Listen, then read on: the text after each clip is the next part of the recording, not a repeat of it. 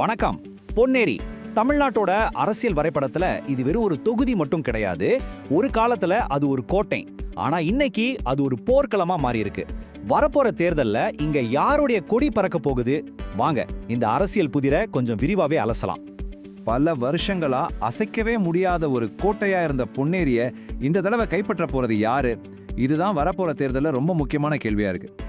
எந்த ஒரு அரசியல் களத்தையும் புரிஞ்சுக்கிறதுக்கு முன்னாடி அந்த இடத்தை பத்தி நாம முதல்ல தெரிஞ்சுக்கணும் இல்லையா? பொன்னேரியோட அமைப்பு, அங்க இருக்கிற மக்கள், பொருளாதாரம் இதெல்லாம் எப்படி இந்த அரசியல் ஆட்டத்தை தீர்மானிக்குதுன்னு முதல்ல பார்க்கலாம். பொன்னேரி தொகுதி இது எங்க இருக்குன்னு பாத்தீங்கன்னா திருவள்ளூர் மாவட்டத்துல திருவள்ளூர் மக்களவை தொகுதிக்கு கீழே வருது. இது ஒரு தனி தொகுதி, அதாவது பட்டியல் சாதியினருக்காக ஒதுக்கப்பட்ட தொகுதி. இதோட இன்னொரு ஸ்பெஷாலிட்டி என்னன்னா, இங்க நகரத்துல இருக்கிறவங்களும் கிராமத்துல இருக்கிறவங்களும் கிட்டத்தட்ட சரிசமமா இருக்காங்க. இந்த பகுதியோட அரசியலை தீர்மானிக்கிறதுல இங்க இருக்கிற மக்களோட பங்கு ரொம்பவே முக்கியம். சொல்லப்போனா பொன்னேரி தொகுதிங்கிறது அதிக அளவுல தொழிலாளர்களும் தொழிற்சாலை ஊழியர்களும் இருக்கிற ஒரு இடம். அப்போ இந்த தொகுதியோட பொருளாதாரத்தை இயக்குறது எது? ஒரு பக்கம் எண்ணெய் மற்றும் மின் உற்பத்தி நிறுவனங்கள் இருக்கு, இன்னொரு பக்கம் காட்டுப்பள்ளி துறைமுகத்தை சார்ந்த தொழில்களும் இருக்கு. இதனாலேயே மீனவர் சமூகம் இங்க ஒரு முக்கியமான அரசியல் சக்தியா இருக்காங்க. அது மட்டும் இல்லாம என்எல்சி, எஸ்எல்சி மாதிரியான பெரிய தொழில் நிறுவனங்களும் இந்த பகுதியோட பொருளாதாரத்துல பெரிய பங்கு வகிக்குது. சரி, இப்போ இந்த தொகுதியோட அரசியல் சரித்திரத்துக்குள்ள போலாம். பல வருஷமா பொன்னேரின்னு சொன்னாலே அது அனைத்திந்திய அண்ணா திராவிட முன்னேற்ற கழகம், அதாவது அதிமுகவோட அசைக்க முடியாத கோட்டைன்னு தான் சொல்லுவாங்க. வரலாற்று ரீதியாக பொன்னேரி அதிமுகவின் கோட்டையாக கருதப்படுகிறது. இந்த ஒரு வரி கிட்டத்தட்ட ஒரு அரை நூற்றாண்டு கால அரசியல் ஆதிக்கத்தோட கதையை நமக்கு சொல்லுது. இந்த நம்பர்ஸை பாருங்களேன், உங்களுக்கே புரியும். 1977ல இருந்து அதிமுக இங்க 7 தடவை ஜெயிச்சிருக்காங்க. ஆனா திமுக வெறும் 2 தடவை தான். இந்த ஆதிக்கம் தான் அதுக்கு கோட்டைங்கிற பேரை கொடுத்துச்சு. ஆனா 2021ல இந்த எல்லா கணக்கும் தலைகீழா மாறிடுச்சு. ஆமாங்க, 2021 தேர்தல் ஒரு சாதாரண தேர்தல் கிடையாது. அது பொன்னேரியோட அரசியல் சரித்திரத்துல ஒரு பெரிய திருப்பம்னே சொல்லலாம். பல வருஷங்களா இருந்த சமன்பாடுகளை அது ஒரே தேர்தல்ல மாத்தி அமைச்சது. இப்போ எல்லாருக்கும் ஒரு முக்கியமான கேள்வி எழும். இவ்ளோ பலமா இருந்த ஒரு கோட்டை 2021ல எப்படி தகர்க்கப்பட்டது? என்னதான் நடந்தது அங்க? வாங்க பார்க்கலாம். அந்த மாற்றத்துக்கு பின்னாடி இருந்த ஒரு நம்பர் 94,528. இதுதான் போன தேர்தல்ல வெற்றியை தீர்மானிச்ச வாக்குகளோட எண்ணிக்கை. அந்த வெற்றியாளர் காங்கிரஸ் கட்சியை சேர்ந்த துரை சந்திரசேகர். திமுக கூட்டணியில போட்டியிட்டு அவர் ஒரு வரலாற்று வெற்றியை பதிவு செஞ்சாரு. பல வருஷமா இருந்த அதிமுக கோட்டையில காங்கிரஸ் கொடி பறந்தது. இப்போ தோல்வி அடைஞ்ச வேட்பாளரோட வாக்குகளை பாருங்க.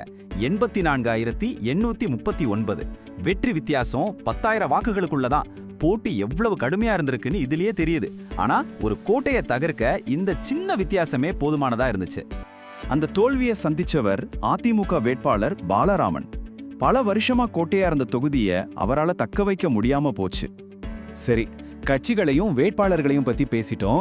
ஆனா கடைசியில இந்த தேர்தலோட உண்மையான எஜமானர்கள் மக்கள் தானே. அவங்களோட அன்றாட பிரச்சனைகள் என்ன, அவங்க குரல் என்ன சொல்லுதுன்னு கேட்போம். பொன்னேரி மக்கள் கிட்ட கேட்ட அவங்க முக்கியமா சொல்ற 2 பிரச்சனை இதுதான். ஒன்னு தீராத குடிநீர் தட்டுப்பாடு, இன்னொன்னு அந்த பிரச்சனையை இன்னும் மோசமாக்குற தொழிற்சாலை மாசு. தொழிற்சாலை கழிவுகள் நேரடியா நீர்நிலைகள்ல கலக்கிறதால இருக்கிற கொஞ்சம் தண்ணியும் விஷமாகி ஒரு பெரிய சுகாதார நெருக்கடியை உருவாக்குதுன்னு மக்கள் குற்றம் சாட்டுறாங்க. அதனால மக்களோட கோரிக்கைகள் ரொம்ப நேரடியானது. குடிநீர் பிரச்சனைக்கு ஒரு நிரந்தர தீர்வு வேணும். நீர்நிலைகளை மாசுபடுத்துறத தொழிற்சாலைகள் உடனே நிறுத்தணும். அது கூட இந்த மண்ணோட மைந்தர்களான மீனவர்களோட வாழ்வாதார பிரச்சனைகளுக்கும் ஒரு தீர்வு வேணும். இந்த கோரிக்கைகளை யார் நிறைவேற்றுவாங்களோ அவங்களுக்கே எங்க ஓட்டுங்குள்ள தான் கள நிலவரமா இருக்கு. மக்களோட இந்த பிரச்சனைகளையும் கோபத்தையும் மூலதனமா வச்சுதான் 2026 சட்டமன்ற தேர்தல் களம் இப்போவே சூடுபிடிக்க ஆரம்பிச்சிருச்சு. ஆனா இந்த தடவை இது 2 கட்சிக்கு நடுவுல நடக்கிற போட்டி இல்ல, கணிக்கவே முடியாத ஒரு 4 முனை போட்டியா இது உருவெடுத்திருக்கு. இந்த அரசியல் சதுரங்கத்துல 4 முக்கிய வீரர்கள் இருக்காங்க. சிட்டிங் எம்எல்ஏ துரை சந்திரசேகர் காங்கிரஸ் சார்பா மறுபடியும் நிக்கிறாரு. அவரை எதிர்த்து தன்னோட கோட்டையை மீட்க அதிமுக சார்பா பாலராமன் திரும்பவும் போட்டிடுறாரு. இது 2021ஓட ஒரு நேரடி ரீமேட்ச். ஆனா இவங்களோட புதுசா களமிறங்கியுள்ள தமிழக வெற்றி கழகம் சார்பா டாக்டர் MS ரவியும் தனக்குன்னு ஒரு வாக்கு வங்கியை வச்சிருக்கிற நாம் தமிழர் கட்சி சார்பா ராஜாத்தியும் களத்துல நிக்கிறதால வாக்குகள் பிரியறதுக்கும் போட்டி கடுமையாறதுக்கும் வாய்ப்பு அதிகம். ஆக கடைசி கேள்வி இதுதான். வெறும் அரசியல் வாக்குறுதிகளை தாண்டி பொன்னேரி மக்களோட தாகத்தை தீர்த்து அவங்க வாழ்வாதாரத்தை காக்க போறது யாரு? அதிமுக தன்னோட இழந்த மரியாதையை மீட்குமா, இல்ல மக்கள் பிரச்சனைகளை முன்வச்சு காங்கிரஸ் தன்னோட வெற்றியை தக்க வைக்குமா? அதுவும் இல்லாம இந்த 2 பெரிய கட்சிகளுக்கும் மாற்றா ஒரு புதிய சக்தி இங்கே உருவாகுமா? பொன்னேரியோட எதிர்காலத்தை அங்க இருக்கிற மக்கள் தான் அவங்க வாக்குகளால எழுத போறாங்க.